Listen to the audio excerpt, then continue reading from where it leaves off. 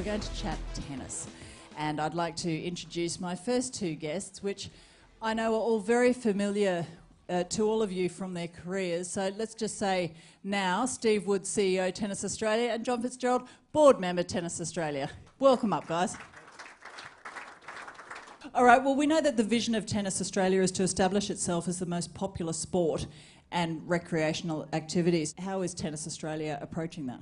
Well, I know we're a lot more popular in this country than they are in the US, where they're about 25th or 28th, I think, believe it or not. But we consider ourselves right at the top of that list. And, you know, we've got over 3.2 million people that play each year. We hope that in 2016 there'll be 4 million. That's our goal. We do believe it's a family sport and a sport for lifetime. We think that it can have an amazing effect on the health of the young people in this country. And I think we need that. And tennis, look, tennis for me, it's easy to talk about for me because it's been my life, but you know, we see ourselves as a global sport. We think that, I would argue that tennis is the second biggest sport on the globe. There's some figures out saying that there's 75 million tennis players worldwide, and that's a fair bit more than any other sport in this country. Excuse me, except for soccer worldwide, that's more than any other sport, we believe. So, look, it's a global sport. It's been a great part of our history. We think that the new Hot Shots program and the cardio tennis is a very, very important thing to get more kids into the sport in schools. We're going to push that really hard. From a board perspective, we need to continue to evolve our governance, I think. We need to modernise continually. But in terms of the administration, over the last 5 years, I would argue that prior to the last 5 years, we had some issues, certainly in the development of the sport.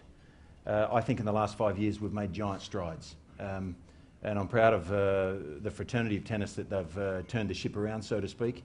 And I think we're not going to stop there. You know, there's accountability from now until we're not here anymore. But there's a lot of ways we can improve. And I think the Hot Shots program coming up shortly and cardio tennis is a major part of getting so many more people and bodies back into the sport, into this healthy family sport. Which is the way forward? Is it just getting more courts available? Well, I think it's not only more courts, but it's facilities. We need to improve both of those. In the last three and a half years, we've added 1,000 new courts. But prior to that, we lost thousands of courts in the suburbs. You know, real estate prices go up in the suburbs pretty quickly, and those little church facilities disappeared over time. Well, we've contributed to putting 1,000 courts back on the map. 2/3 of those are renovated courts that were already existing. 1/3 of them are brand new. And we want more of those with the right surfaces, because there's an asterisk with the court surfaces.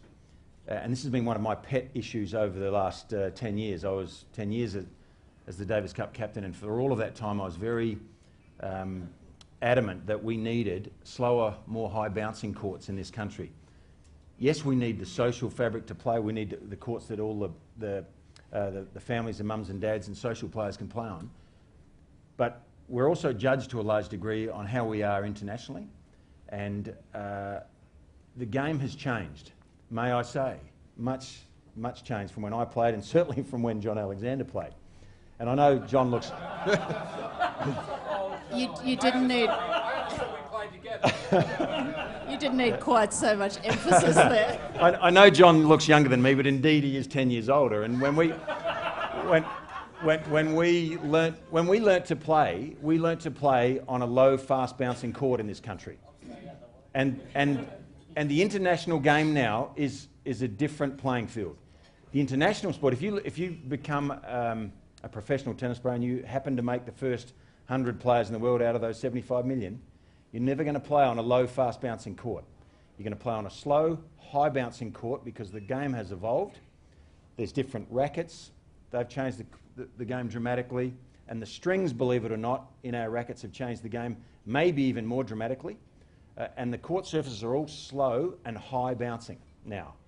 So if we get more clay courts in this country for our elite juniors, they get a better chance to go away then and compete internationally. Steve, I want to have a chat to you about the Australian Open. It is a global leader in event presentation. How have you got it there? What innovations have you brought to the game, and how do you intend to stay there? Well, our formula is pretty simple. Grand Slam tennis is all about having the best of the best And we get that because the best players in the world, from both the men and women, come together for a 2-week extravaganza of world class tennis. And what we do is have a laser focus on satisfying the players. The first thing we do is pay them the most in the world. At this past Australian Open, we paid the players $25 million in prize money. That was the biggest prize purse in the history of the sport. So we reward them very well. The Victorian government's committed $800 million to upgrade the facilities that will continue to allow us to deliver a great product on site, which we then will beam around the world to about 350 million homes, which we currently go to at the moment. And off the back of that, we have a position on the world stage in the back end of January that nobody else has, particularly at that time of the year. There's not much other activity on the sporting calendar. So that's our formula. The best of the best, have a great product, focus on the tennis, and make it a great experience for those on site. And we see that through the broadcast, and it's taken around the world and rewards us in that way. Then, of course, when the broadcasters are happy, our sponsors become happy, the corporate hospitality becomes better, the general public get an opportunity to come and watch world-class tennis because we have a world-class facility that can handle 651,000 people who came to the last Australian Open. We asked them if they'd like to buy some merchandise, which we're happy to sell them, and that's the experience that you have at the Australian Open. And I know many of you in this room have been to the Australian Open and know what we're about when we try to deliver that. And we're very proud to be ranked the #1 tennis tournament in the world for player satisfaction. We've also had great support in Queensland, and we've got a fantastic new facility there in Tennyson with the Pat Rafter Arena.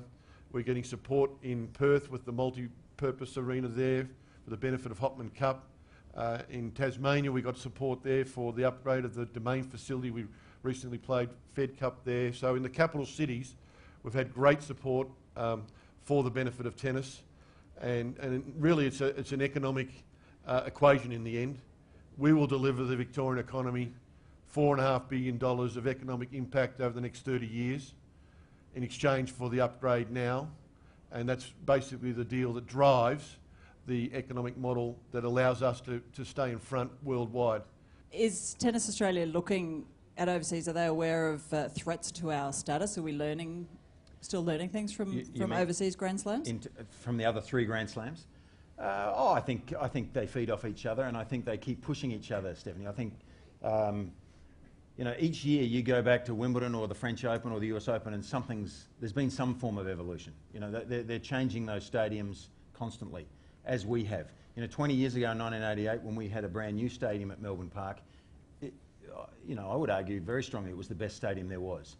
Over time, 2 years ago, Wimbledon put a roof on their centre court, that historic old centre court. And they constantly change, upgrade, and they spend a fortune on them. So I think there's probably a 4-way competition going between the slams, but they support each other also.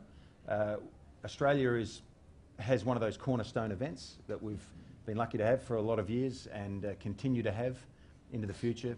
I think with this new upgrade at Melbourne Park, if the Australian Open generates $300 million into the economy? Something like that, yes. Something like that? Yeah, times 30. Yeah, okay, each year. Then it's understandable why we need a great stadium to continue to achieve that. And I think, no doubt, when this new development in 2 stages starts at Melbourne Park, we will again have probably the best stadium in the world.